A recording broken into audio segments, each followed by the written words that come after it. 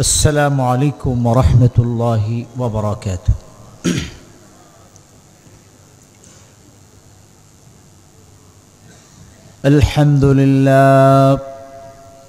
الحمد لله نحمده ونستعينه ونستغفره ونعوذ بالله من شرور أنفسنا ومن سيئات أعمالنا.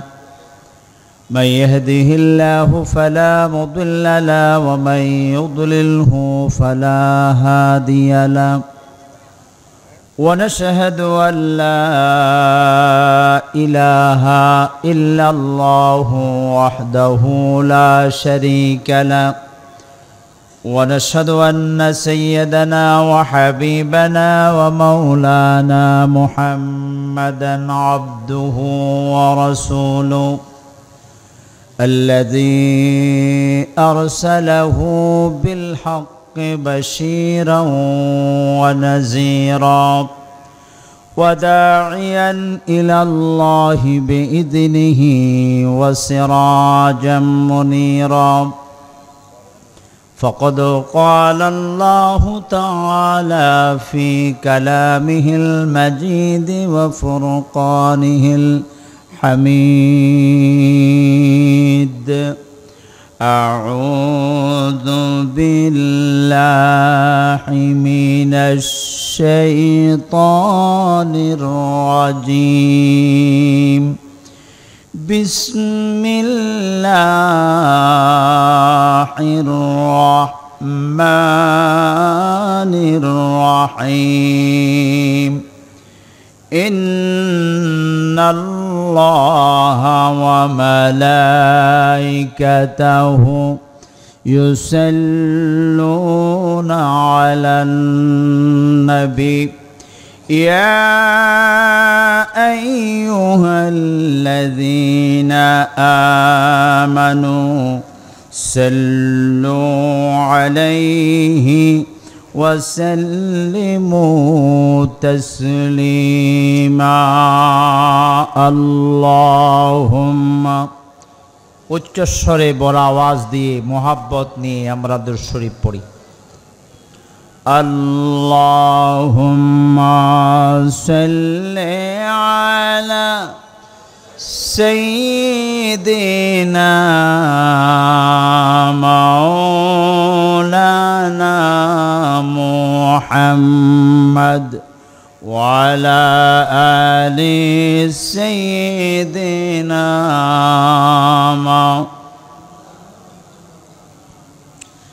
أزكى النسب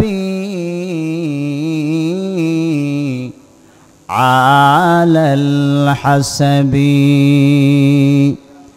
أزكى النسب على الحسب. كل العرب في خدمته بلغ العلا بكماله كشف الدجى بجماله. حسنت جميع خصاله. صلوا عليه وآله.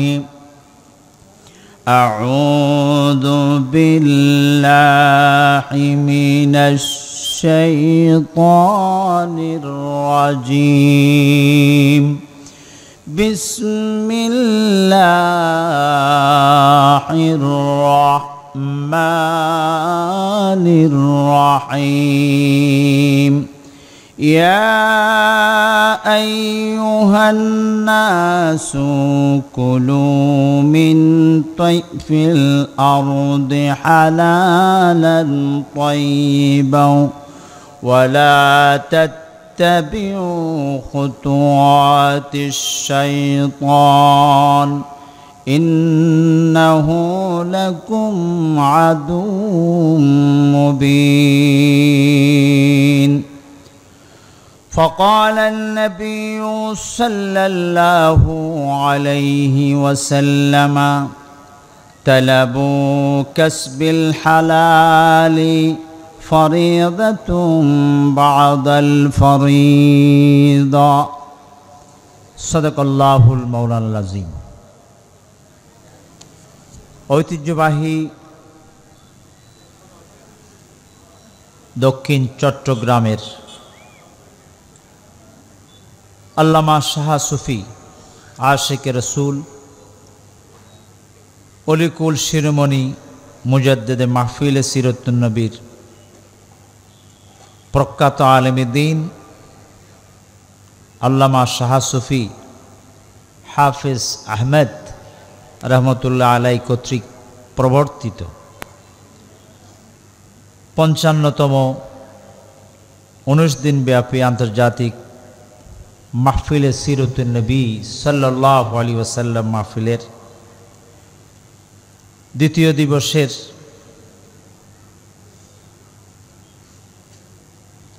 এই অধিবেশনের সম্মানিত সাহেবে সদর, বিশিষ্ট আলেমে দ্বীন মুফাক্কিরুল ইসলাম শাহ সুফি আলহাজ মাওলানা আব্দুস সুবহান সাহেব, সম্মানিত সহকারী অধ্যাপক আমিরাবাদ সুফিয়া ফাজিল ডিগ্রি মাদ্রাসা লোহাগাড়া চট্টগ্রাম। আজকের মাহফিলের বিশেষ মেহমান, যিনি কিছুক্ষণ আগে অল্প সময়ের মধ্যে সারগর্ভ গুরুত্বপূর্ণ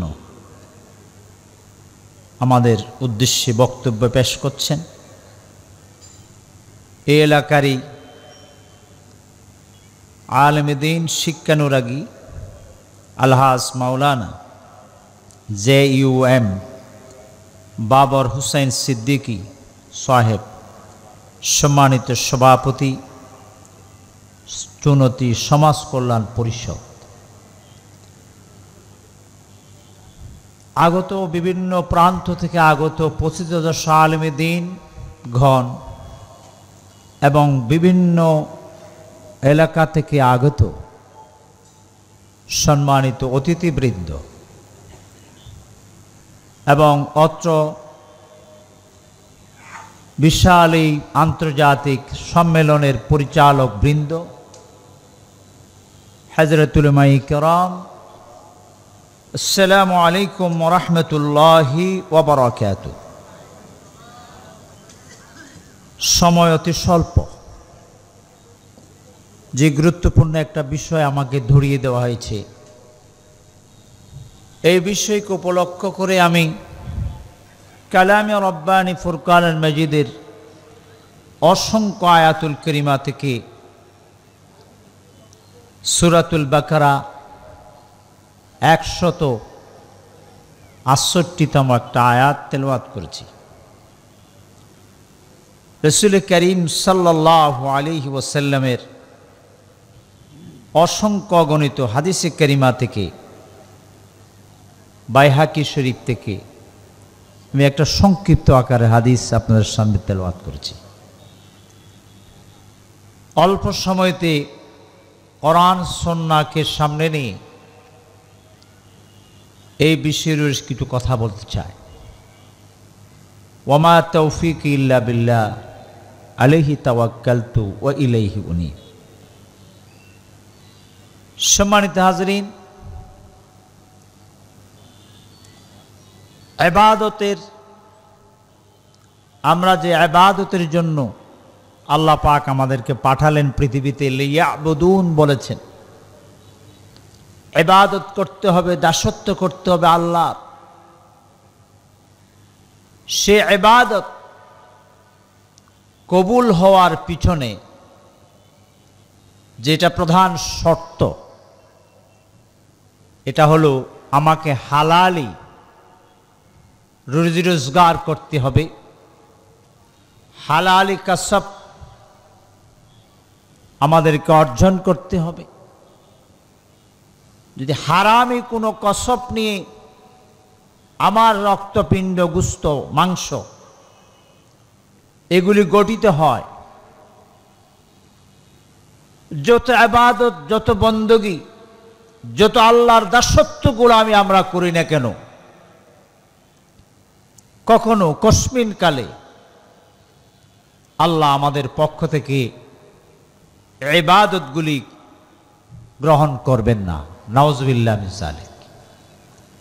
এজন্য ইবাদতের পূর্ব শর্ত হলো আমাকে আপনাকে অবশ্যই হালালি রুজি রোজগার করতে হবে।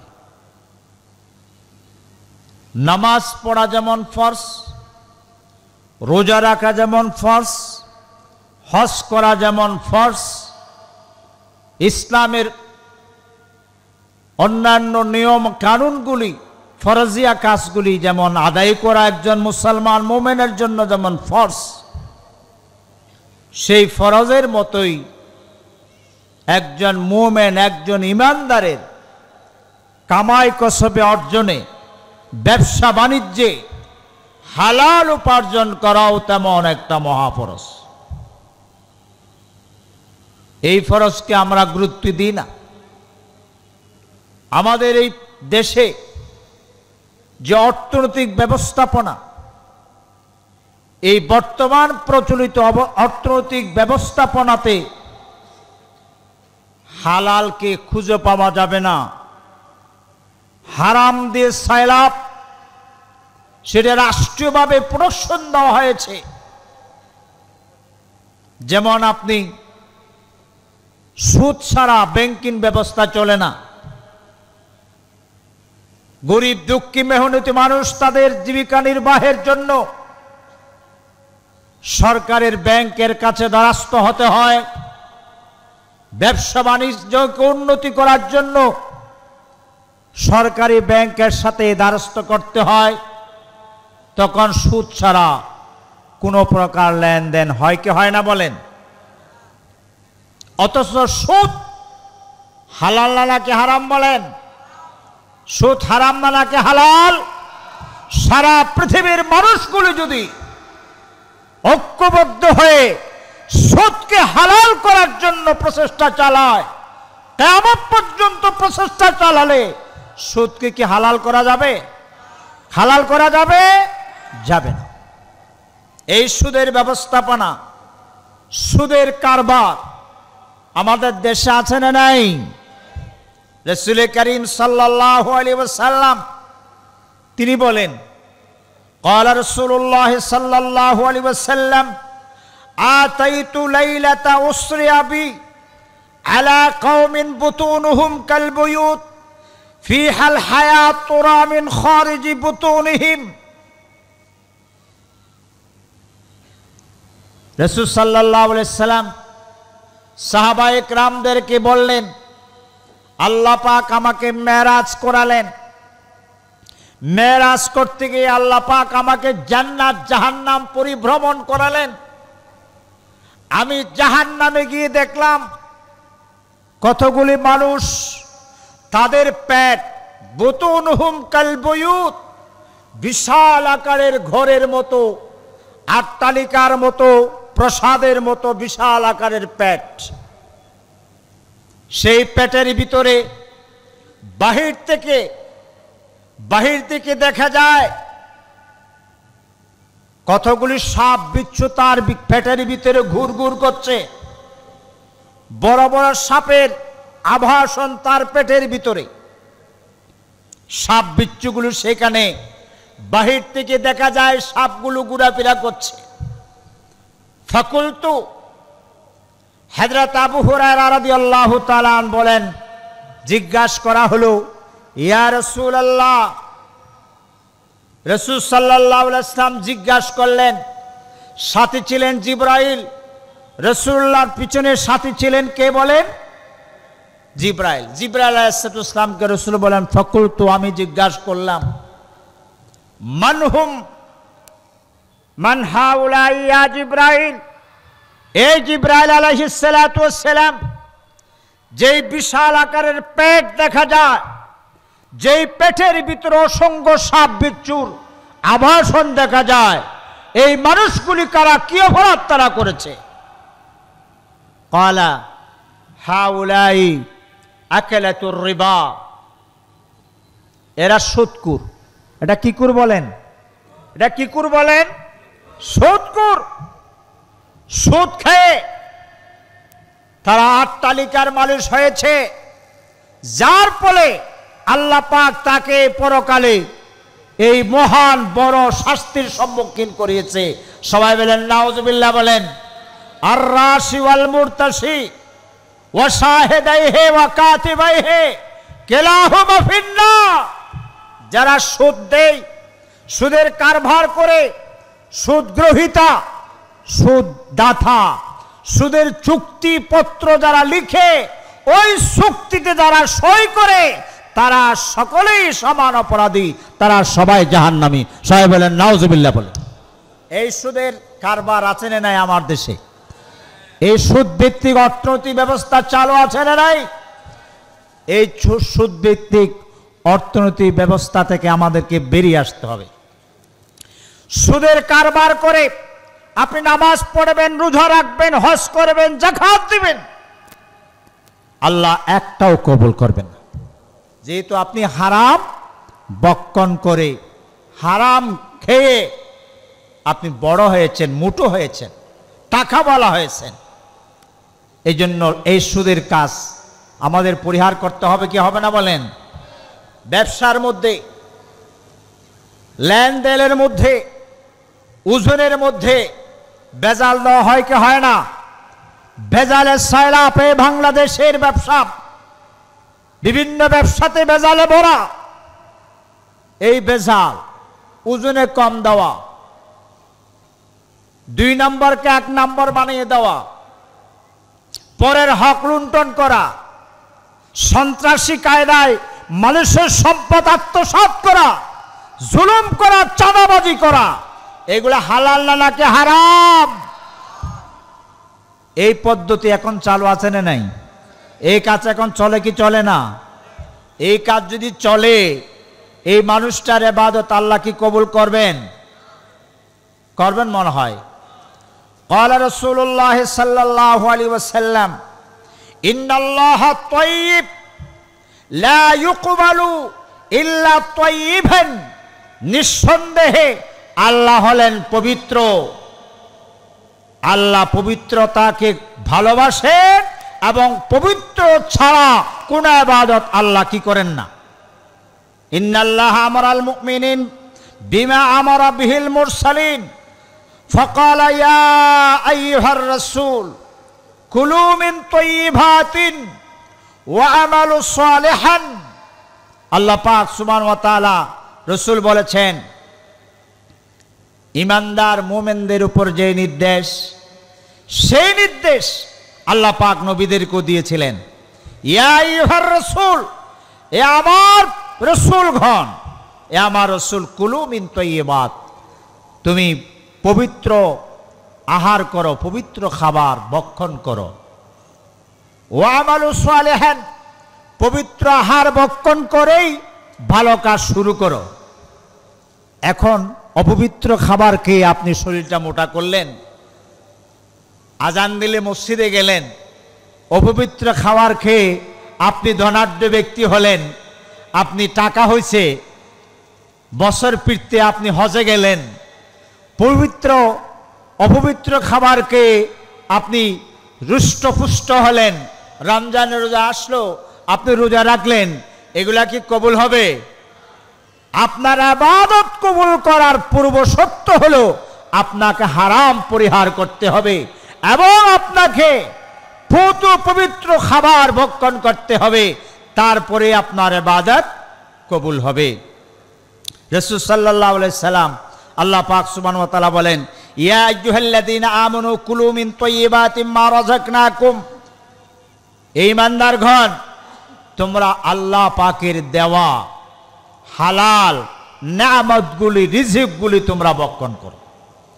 এই কথা বলতে না বলতে রাসূল সাল্লাল্লাহু আলাইহি ওয়াসাল্লাম বলেন, সুম্মা যাকারার রাজুলা ইউতিলুস সাফারাস আসা আকবারা ইয়ামুদ্দু ইয়াদাইহি ইলাস সামা ইয়া রাব্বি ইয়া রাব্বি ওয়া মাতআমুহু হারাম ওয়া মাশরাবুহু হারাম ওয়া মালবাসুহু হারাম গুযিয়া বিল হারাম ফাআন্না ইস্তাজাবু লিযালিক। রাসূল সাল্লাল্লাহু আলাইহি ওয়াসাল্লাম বলেন, একজন ব্যক্তি অনেক দূরের সফরে, মনে হয় যেন অনেক দূর দূরান্ত থেকে ক্লান্ত শ্রান্ত হয়ে তিনি খুব বড় একটা আশা নিয়ে আসলেন। হামাগুড়ি দিয়ে তার চুলগুলো এলোমেলো, কাপড়গুলি যেন ক্লান্ত শ্রান্তের ভাব পাওয়া যায়। এ অবস্থায় সে আল্লাহর কাছে বলে, ইয়া রব্বি, এ আমার রব, আমারে ক্ষমা করো, আমারে রিজিক দাও, আমার অভাব দূর করে দাও, আমার সমস্যার সমাধান করে দাও, আমার প্রতি রহম করো, আমার পরিবার পরিজনকে সমস্ত মুসিবত থেকে মুক্তি দাও। আল্লাহর কাছে বলে, ইয়া রব্বি, ইয়া রব্বি, আকাশ পানা এতটায়া আল্লাহরে বলে। কিন্তু সে এত কষ্ট করে আসলো, এত কষ্ট করে আল্লাহর কাছে দরাদনা করলো, ওয়ামাতআমুহু হারাম, কিন্তু তার শরীরে যা গঠিত হয়েছে, যে খাবার খেয়েছে, সেগুলি হালাল ছিল না। ওয়ামাশরাবাহু হারাম, তার পানীয় বস্তু এগুলি হালাল ছিল না, এগুলি হারাম ছিল। ওয়ামালবাসাহু হারাম, তার শরীরে যা পরিহিত যে কাপড় আছে, ওই কাপড়গুলি কি ছিল? হারাম ছিল। ওজিয়া বিল হারাম, সে হারাম, হারামি টাকা দিয়ে গঠিত তার শরীরের মাংসপিণ্ড, রক্তপিণ্ড। রাসূল বলেন, ফাআন্না ইস্তাজাবু লিযালিক, সে যদি সারা জীবনও ক্রন্দন করে, সারা জীবন আহাজারি করে, আরাধনা করে, রোনাজারি করে, আল্লাহর কাছে বলে, কি করে তার দোয়া আল্লাহ কবুল করবেন বলেন? এই জন্য আমাকে আপনাকে আমার ইবাদত বندگی এগুলা কবুল করার পিছনে শর্ত কি বলেন? হালালি রুজি রোজগার করতে হবে। হালালি রুজি রোজগার যদি না হয়, আমার আপনার ইবাদত কবুল হওয়ার সম্ভাবনা নেই, কবুল হবে না। সুতরাং সম্মানিত হাজরিন, রাসূল সাল্লাল্লাহু আলাইহি ওয়াসাল্লাম বলেন, লা ইয়াদখুলুল জান্নাতা লাহমুন নাবাতা মিনাস সুহত। ঘুষ আসে না? নাই, ঘুষ আছে।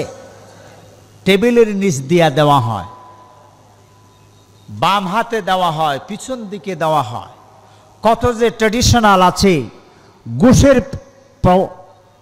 ঘুষ দেওয়ার কত যে নিয়ম চালু আছে। ঘুষ ছাড়া কি কিছু হয়? বাহিরে অবয়ব দেখলে মনে হয় যেন সে অনেক আল্লাহওয়ালা মানুষ, তার শরীরের গঠন, তার শরীরের অবস্থা দেখলে যেন সে আসলে ভালো মানুষ, কিন্তু তার অন্তরে অনেক ময়লা, অনেক ময়লা, অনেক পচা। যে ঘুষখোর, ঘুষকার, এই ঘুষখোর তার শরীরে ঘুষের টাকা দিয়ে মসজিদে দান করে, ঘুষের টাকা দিয়ে সিরাতুন নবীতে দান করে, ঘুষের টাকা দিয়ে রাস্তায় মানুষের আত্মসেবায়, মানবতার সেবায় অর্থ বিনিয়োগ করে, ঘুষের টাকা দিয়ে হজ করে, ঘুষের টাকা দিয়ে ভালো কাজ করতে চায়। এগুলা কি কবুল হবে? কবুল হবে। যত আশা করো তার পক্ষ থেকে কবুল হবে না। এই ঘুষের টাকা দিয়ে, সম্পদ দিয়ে, হারামি টাকা অর্জন করে, ওরের সম্পদের মালিক করে কবরস্থ হয়ে গেল, তার পুত্র পুত্রাদি, তার বংশ বুনিয়াদরা ওই টাকা দিয়ে তার জীবন চলে, তার পুত্র পুত্রাদির জীবনটাও নষ্ট করে গেল কবরে। ঠিক কিনা বলেন? এই জন্য যদি নামাজ কবুল করতে হয়, ইবাদত কবুল করতে হয়, আপনাকে আমাকে নিকুট পয়সা অর্থ দিয়ে আমাকে আপনাকে গঠন করতে হবে। রাসূল সাল্লাল্লাহু আলাইহি ওয়াসাল্লাম বলেছেন, মানিস্তারা সৌবান, কোনো মানুষ একটা কাপড়, টুপি মনে করেন, জব্বা, রোমাল, পাগড়ি, পায়জামা, যে কোনো একটা কাপড় ক্রয় করলো 10 টাকা দিয়ে, 10 দিরহাম দিয়ে। কয় টাকা দিয়ে বলেন? 10 টাকা দিয়ে,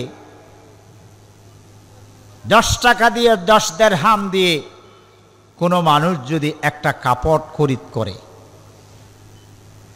বেআশরাতি দরাহিম, 10 টাকা দিয়ে, 10 দিরহাম দিয়ে একটা কাপড় ক্রয় করা হলো। ওয়াফিহি দিরহামুন হারামিন, তার মধ্যে 10 টাকার মধ্যে 1 টাকা যে কোনোভাবে এখানে হারাম টাকা প্রবেশ করেছে। কোথায়?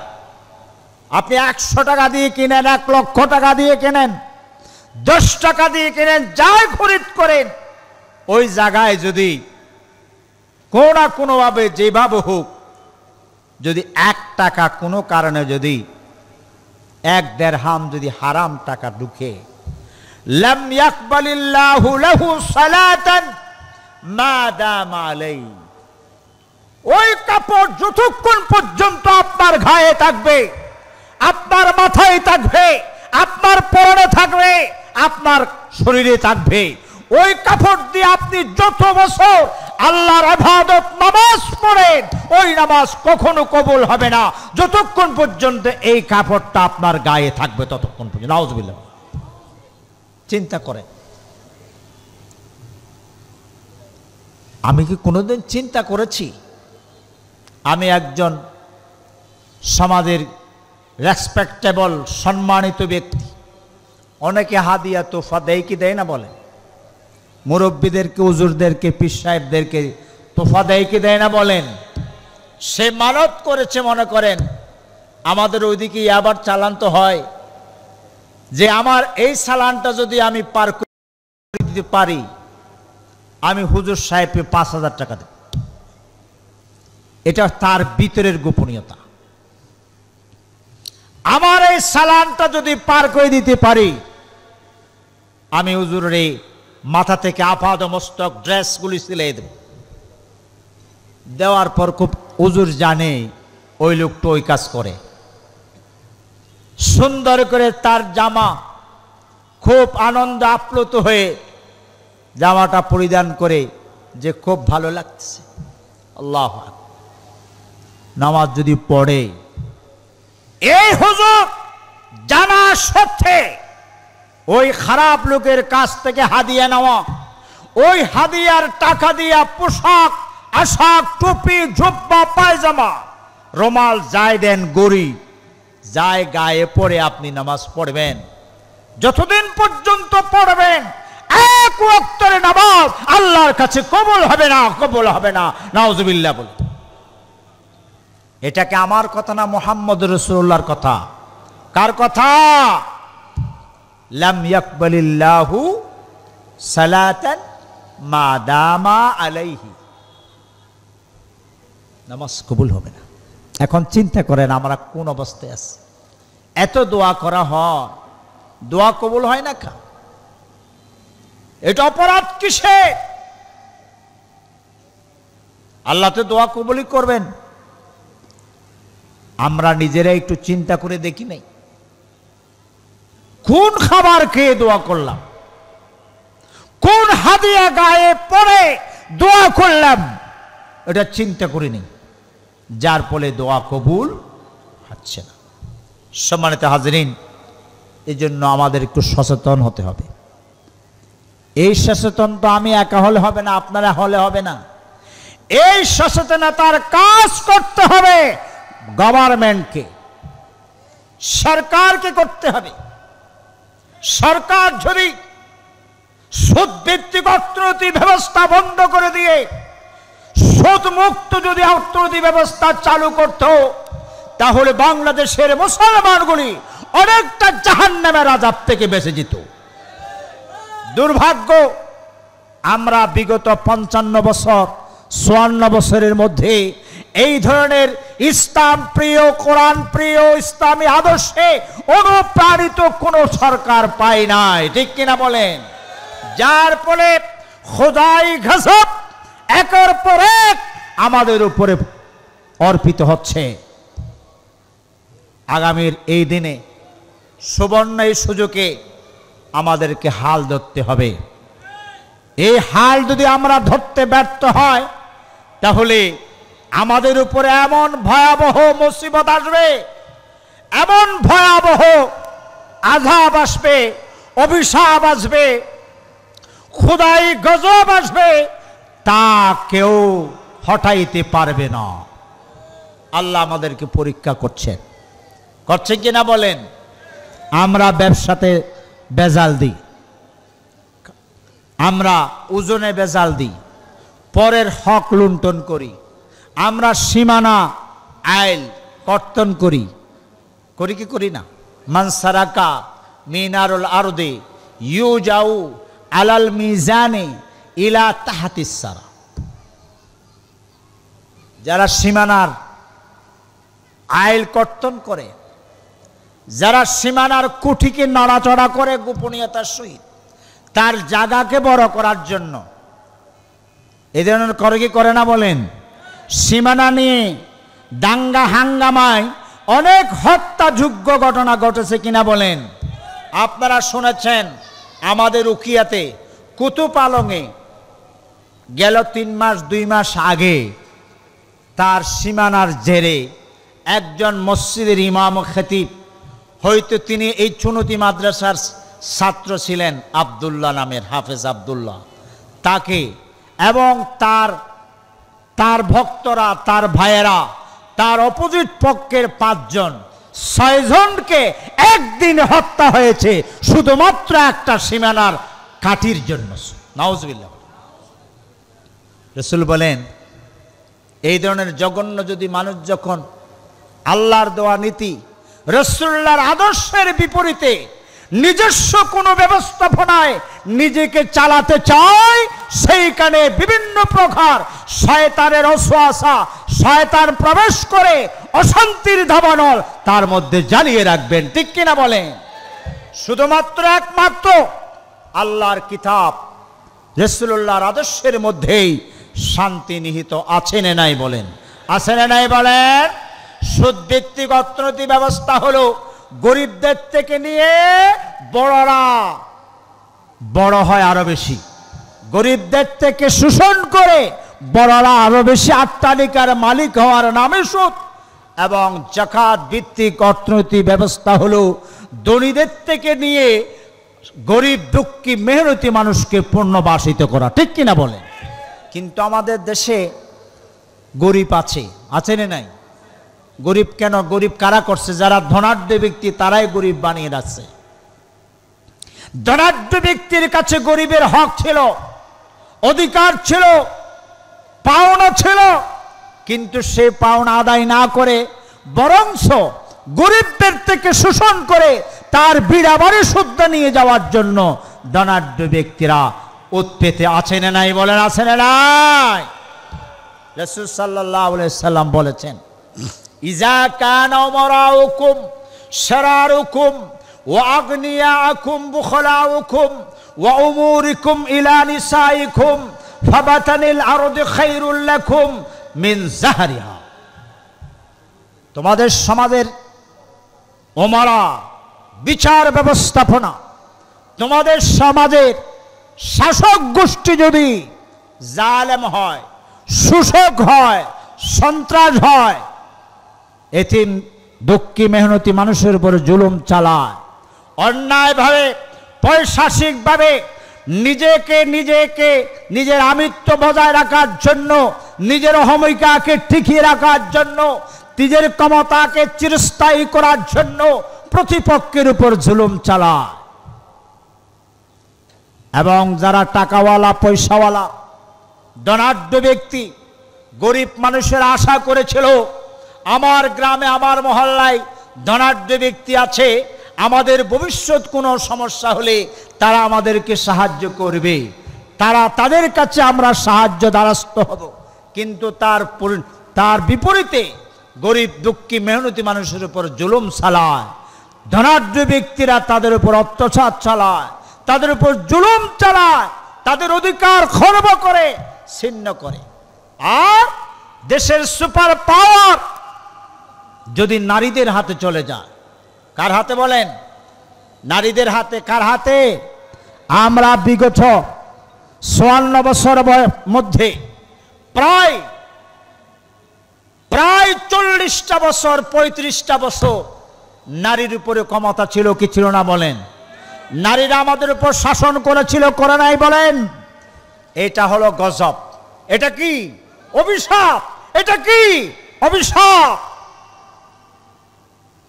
লান তুফলাহা কওমুন ওয়াল্লাউ আমরাহুম আমরাতান, যেই দেশে যেই সমাজে নারীদের কর্তৃত্ব নেতৃত্ব চলে সেই দেশের কোনো কল্যাণ ভয়ে আনে না, সেই দেশে খোদাই গজব হয়, সেই জাতিগুলি সব সময় নির্যাতিত নিষ্পেষিত নির্যাতনের শিকার হয়, তারা সফলতার কোনোদিন সুগ্রাণ তারা পায় না। রাসূল বলেন, যখন নারীরা যখন ক্ষমতার সর্বোচ্চ চেয়ারে বসে যায়, নারীদের নেতৃত্বে যখন চলে, ইমানদার মুমিনেরা আল্লাহর বান্দারা পৃথিবীর এই সুন্দর শস্য শ্যামল এই পৃথিবীর মায়া তাদের আর কোনো মূল্য নেই। তারা এখন দুনিয়ার হায়াতের চাইতে দুঃসময়ের চাইতে মৃত্যু হয়ে কবরে যাওয়াটা তাদের জন্য শ্রেয়। সবাই বলেন সুবহানাল্লাহ বলেন।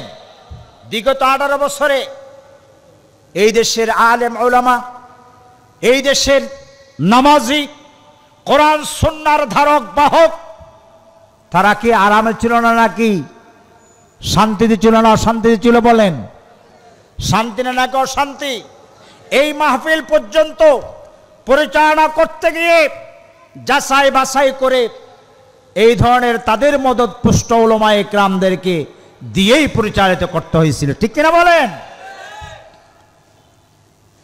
আমাদের দেশে ইসলাম আছে মুবাহ হিসাবে, নামাজ আছে মুবাহ হিসাবে, হজ আছে, যাকাত আছে, এটা ফরজ আইন আল্লাহর পক্ষ থেকে। আমার দেশে বাংলাদেশে কিন্তু ফরজ আইন হিসাবে নেই। আপনি একটা কাজ করতে যাবেন, গভর্নমেন্টের কাছে যেতে হবে। আমরা একটা তাফসীর মাহফিল করতেছি, সিরাত মাহফিল করতেছি, আপনার অনুমতি লাগবে। আপনি অনুমতি দিলে করতে পারবেন, সে আপনার অনুমতি দিলে করবেন, অনুমতি না দিলে করতে পারবেন না।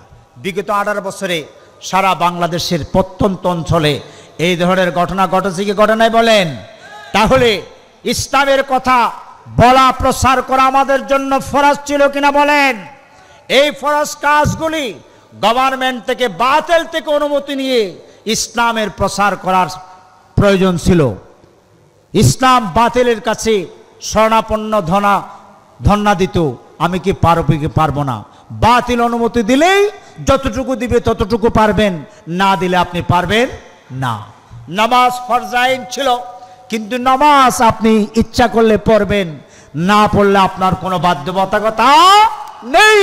আপনি কেউ করলেও এই বাধ্যবাধকতার উপরে আপনি একজনের যে অধিকারের উপরে, গণতান্ত্রিক অধিকারের উপরে কেন খর্ব করলেন এই বলে আপনার উপর শাস্তি আসবে, ঠিক কিনা বলেন? রোজার ব্যাপারে কেউ রোজা না রাখলে একজন মুসলমান হিসাবে, দায়ী হিসাবে আপনি তাকে চাষ করতে পারেন, তাকে রোজা রাখার জন্য বাধ্য করতে পারেন। কিন্তু আমার দেশে বাধ্য করার কি নিয়ম ছিল? নিয়ম ছিল ইচ্ছা রাখবে না, ইচ্ছা রাখবে না। হজ সকলের জন্য হজ করা ফরজ ছিল। গভর্নমেন্ট আপনাকে অনুমতি দিলে হজ করতে পারবেন, অনুমতি না দিলে পারবেন না। এমন পরিস্থিতি ছিল কি ছিল না বলেন? কিন্তু আলহামদুলিল্লাহ আজ 1টা বছর হয়ে গেল বাংলার জমিন ইসলামের জন্য উর্বর, বাংলার আকাশ ইসলামের জন্য পেতে আছে। আমরা যদি এই সুযোগে ইসলামকে কাজে না লাগাই, নবীর আদর্শকে কাজে না লাগাই, তাহলে আমাদের আরো কষ্ট করতে হবে কি হবে না বলেন? কষ্ট করতে হবে কি হবে না বলেন? আমাদের জায়গা থেকে শপথ করতে হবে, অঙ্গীকার করতে হবে, প্রস্তুতি গ্রহণ করতে হবে। আমরা ইসলামকে রাষ্ট্রীয় আসনে সমাসীন করতে চাই। চান কি চান না? আপনারা চান কি চান না? হাত উঠিয়ে বলেন, চান কি চান না? যদি চান তাহলে এই ওয়াজগুলি দরকার আর হবে না। সুদের ওয়াজ করতে হবে না, যাকাতের ওয়াজ দিতে হবে না, নামাজের ওয়াজ পড়তে হবে না, কিছু করতে হবে না। ইম্মাক্কান্নাহুম ফিল আরদি আকামুস সালাত, এই নামাজের জন্য বাংলাদেশে তথা বিশ্বে একটা দল তাবলীগি জামাত, তাদের কাজ নামাজের কাজ, প্রধান কাজ কি? নামাজ প্রতিষ্ঠার কাজ। তারা দিবানিশি সেই নামাজের দাওয়াত দিচ্ছে এবং নামাজের জন্য তারা জায়গা বজাগায় ঘুরছে আর ঘুরছে। নামাজে কি আগে যা ছিল তাই না নামাজি তাদের কারণে আরও বেশি বেড়ে গেছে? আমার মনে হয় বাড়ে নাই। কেন বাড়ে নাই? এর কোনো বাধ্যবাধকতা নাই। ওয়াজ সিরত মাহফিল, এই জন্য আগে যা ছিল তাই, যারা নতুন আসছে তাদের আল্লাহ তাদের হেদায়েত করছে, এগুলা এইভাবেই আসছে। কিন্তু এই ওয়াজের কারণে, এই তাবলিগি জামাতের কারণে যেভাবে ইসলাম, কোরআন, নামাজ, দিনদার, ইমানদার বেড়ে যাওয়ার কথা, এগুলো বাড়ে না কেন? বাড়ে না এই জন্য, নামাজ প্রতিষ্ঠা হবে যদি গভর্নমেন্ট রাষ্ট্রীয়ভাবে প্রতিষ্ঠা করে। আল্লাহ পাক বলেন, ইমানদার মুমিন সৎলোক যখন পার্লামেন্টে যাবে, তাদের প্রথম দায়িত্ব হবে পার্লামেন্টের প্রথম অধিবেশনে প্রথম যে আইন পাশ করতে হবে, তারা বলবে যে বাংলাদেশের 52,000 বর্গমাইলের এলাকায় যত মুসলমান নারী আছে, আবাল ববিতা এবং যারা সাবালক সুস্থ যারা আছে, সবার জন্য রাষ্ট্রীয়ভাবে নামাজকে ফরজ ঘোষণা যদি করা হয়, নামাজ না পড়ে কেউ থাকতে পারবে? কি বলেন, কেউ থাকতে পারবে? আর এই ওয়াজের দরকারও হবে না, এই তাবলিগি জামাতের দরকারও হবে না। আপনি বাধ্য হয়ে রাষ্ট্রীয় ঘোষণালে চাপে পড়ে হলেও আপনি নামাজের অর্থ সময় হয়তো লুকিয়ে থাকবেন, না হয় মসজিদমুখী হবেন, এর বিকল্প আর কোনো পথ থাকবে না।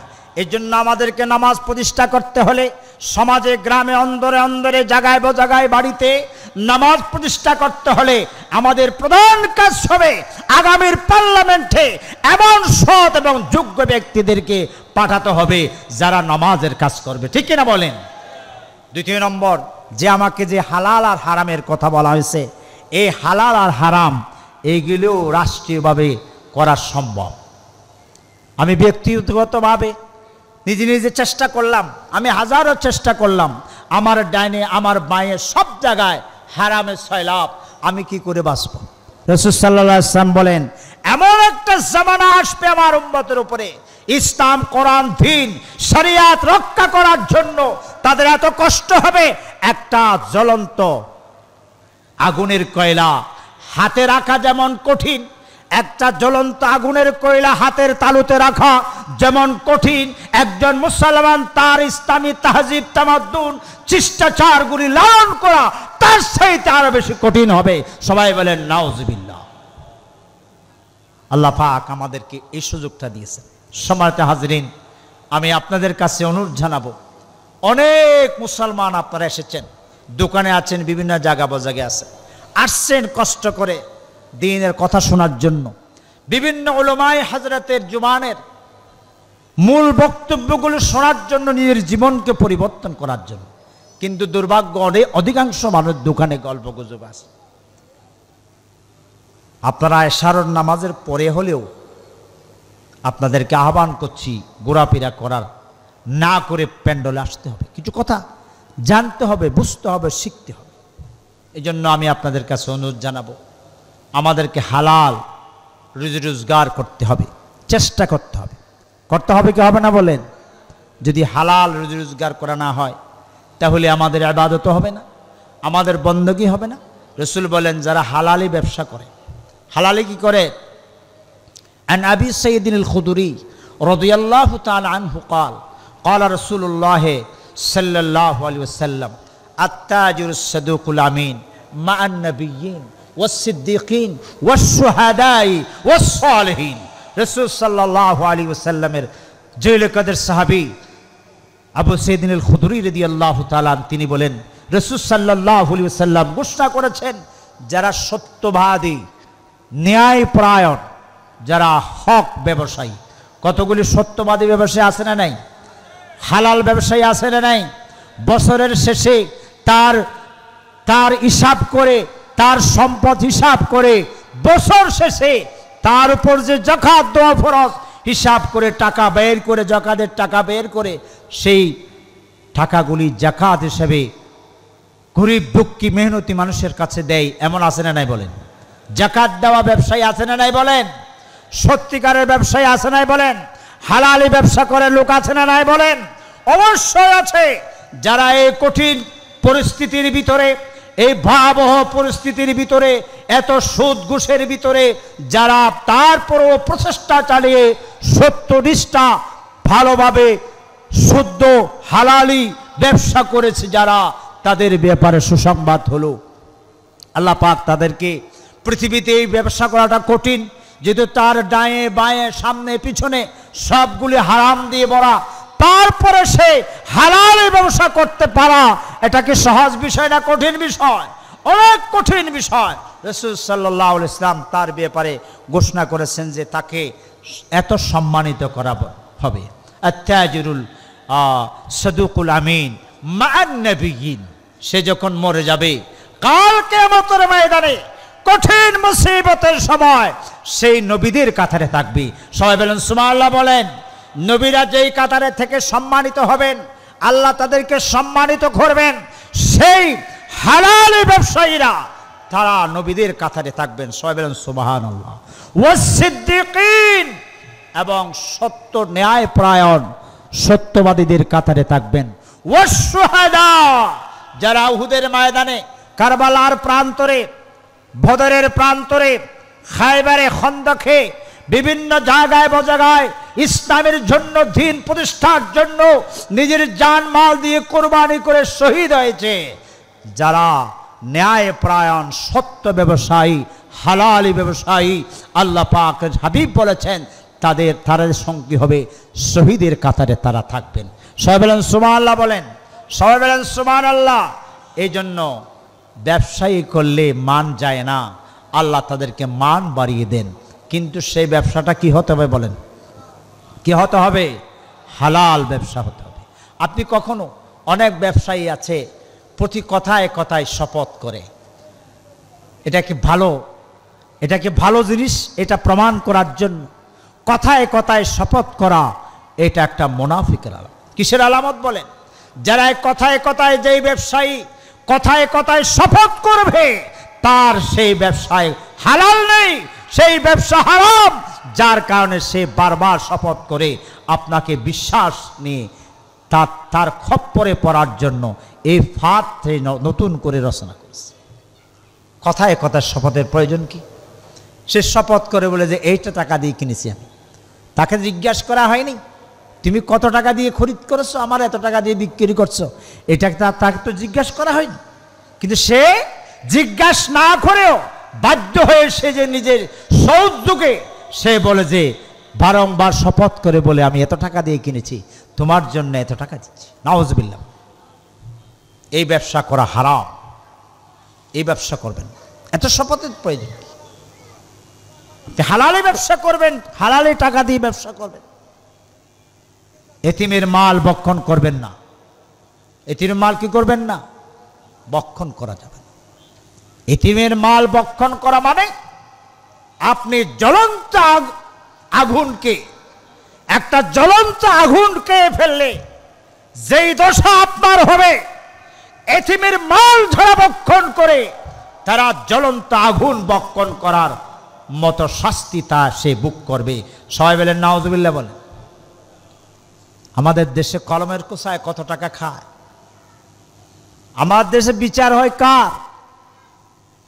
বিচার হয় গরিবেরা যদি চুরি করে, দয়িক যারা তারা চুরি করে, তার দৃষ্টান্তমূলক হদ তার উপর প্রয়োগ করা হয়। হয় কি হয় না বলেন? কোন সম্ভ্রান্ত মানুষের, কোন নেতা নেতরের ছেলে যদি চুরি করে, তাকে রক্সুদ দেওয়া হয়, চলে যাও চলে যাও, ওই মেম্বারের ছেলে, ওই চেয়ারম্যানের ছেলে, মন্ত্রীর ছেলে, পীর সাহেবের ছেলে, ওই নেতার ছেলে, তাকে শাস্তি দেওয়া যাবে না। এটা কি ইনসাফ? এটা বলে এটা কি ইনসাফ? এটা জুলুম। রাসূল সাল্লাল্লাহু আলাইহি ওয়াসাল্লাম বলেন, তোমরা যে একটা জাতি, একটা সম্প্রদায়, একটা দেশ হালাক হওয়ার পিছনে এটাই যথেষ্ট যে গরিবের উপরে শোষণ করা হয়, তার উপর আইন প্রয়োগ করে শাস্তি করা হয়, আর যারা সম্ভ্রান্ত তাদেরকে ছেড়ে দেওয়া হয়। এটাই একটা জাতি সমাজ ধ্বংস হওয়ার প্রধান কারণ। সবাই বলেন না। রাসূল বলেন, যদি আমার ফাতেমা যদি কোনো কারণে যদি চুরি করত, আমি কিন্তু ফাতেমাকে ছেড়ে দিতাম না, আমি ফাতেমার হাতও কেটে দিতাম। সবাই বলেন সুবহান। এখন কি সমাজে আছে বিচার? আছে? বিচারের কাছে যান, কোনো জায়গায় নাই। টেলিফোন, লাল টেলিফোন, কালো টেলিফোন, রেড টেলিফোন আছে। এই কারে ধরছ? এটা আমার দলের নেতা, ছেড়ে দাও। সামনের দিয়ে ধরছে, পিছনের দরজা দিয়ে তাকে ছেড়ে দিচ্ছে। রাসূল বলেছেন কাল কিয়ামতের ময়দানে ন্যায়পরায়ণ যারা বিচারক তাদেরকে ইমামুন আদিলুন, কাল কিয়ামতের ময়দানে হাসরের মাঠে কঠিন মুসিবতের সময়, যেই দিন কোনো ছায়া থাকবে না, উযিল্লুহুম ফি যিল্লি ইয়াওমা লা যিল্লা, একমাত্র আল্লাহর রহমতের ছায়া ছাড়া কোনো ছায়া থাকবে না। যেই দিন হবে ঘামের বন্যা হবে, নিজের শরীর থেকে ঘাম নিঃসরিত হয়ে মাথার উপরে, নাকের উপরে, কপালের উপরে সাঁতার কাটতে হবে। সেই দিন, এই দিন না, কানা মিকদারুহু 50 আলফা সানা, 50,000 বছরের দীর্ঘ হাসরের মাঠ। যে হাসরের মাঠে মরতে চাইলে মরা যাবে না, বাঁচতে চাইলে বাঁচা যাবে না। লা ইয়ামুতু ফিহা ওয়ালা ইয়াহয়া, বাঁচতে চাইলে বাঁচবে না, মরতে চাইলে মরবে না। সেই ভয়াবহ সময় যারা ন্যায় পরায়ণ শাসক ছিলেন তাদেরকে আহ্বান করবে, আসো আসো, তোমাদের জন্য আমার রহমতের সামিয়ানা অপেক্ষা করছে। ইমামুন আদিল। রাসূল এই জন্য বলেছেন ইজা কানা উমারাউকুম খিয়ারুকুম ওয়া আগনিয়াকুম সুমাহাউকুম ওয়া উমুরিকুম শুরা বাইনাকুম ফাজাহরুল আরদু খায়রুল লাকুম মিন বাতনিহা। দেশের শাসন ব্যবস্থা যদি সব যোগ্য ব্যক্তির হাতে যদি শাসন ব্যবস্থা যায়, দেশের ধনাঢ্য ব্যক্তি তারা যদি গরিব দুঃখী মেহনতি মানুষের প্রতি সদয় হয়, এবং যারা বিচারক আছে তারা নিজস্ব বিচার নিয়ে কাজ করে না, সবাইকে মিলে সমন্বয় করে সমাধা দেয়, রাসূল বলেন এই সময়টা উত্তম সময়। যদি এই সময়ে বাঁচার জন্য আল্লাহর কাছে আরাধনা করো, পৃথিবীর জমিন তোমার জন্য শ্রেয় হবে কবরে যাওয়ার চাইতে। সময় সংক্ষিপ্ত শেষ করলাম। ওমা তৌফিক ইল্লা বিল্লাহ। আসসালামু আলাইকুম ওয়া রাহমাতুল্লাহ।